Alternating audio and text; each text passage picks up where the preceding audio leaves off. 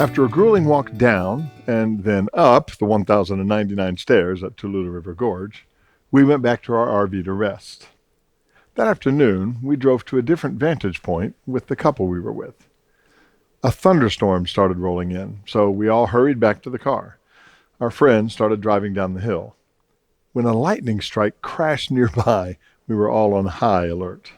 As we navigated down the windy road, something caught my attention as I stared down the hill on our right. "Did you see that? I think I saw fire." My friend said, "I saw it too." We continued down the road and pulled off where we saw smoke. We walked through a grove of trees and saw flames bursting around the base of several large power poles. I immediately called 911. They asked several questions and then asked us to stay there to help direct the fire team to the spot. I was getting nervous because the flames were getting very uncomfortably close to a large brush pile.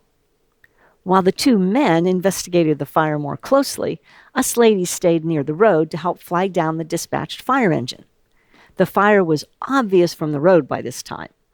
A few minutes later, a pickup truck stopped and asked us whether we'd called 911. We said we had. He muttered something like, "I wish I had more water."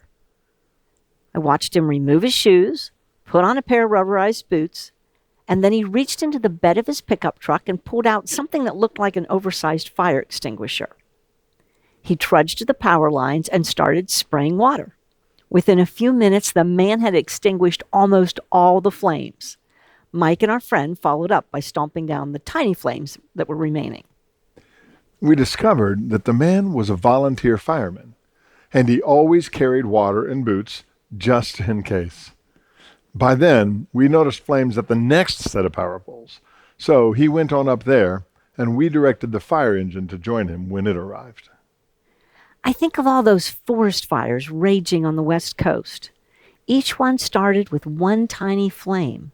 If somebody had only called 911 or a volunteer fireman had been nearby with his canister of water, those fires could also have been extinguished in a few minutes too. Instead, they burned for weeks, causing massive destruction.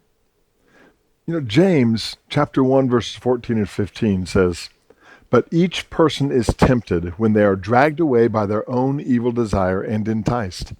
Then, after desire has conceived, it gives birth to sin. And sin, when it is full grown, gives birth to death." Sin often begins as a tiny spark, but it naturally grows until it destroys everything good. When you see that happening in someone's life, have you ever considered making a spiritual 911 call? When you observe a Christian acquaintance making ungodly decisions, do you just gossip about it?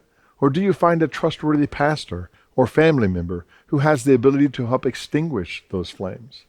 Or maybe God is calling you to be the volunteer firefighter. Invite the person out to lunch and talk about what's going on. Help them see that there is a dry brush pile that can easily be ignited if those flames continue to spread. Help them see that the actions they are taking can quickly grow and cause havoc for themselves and others.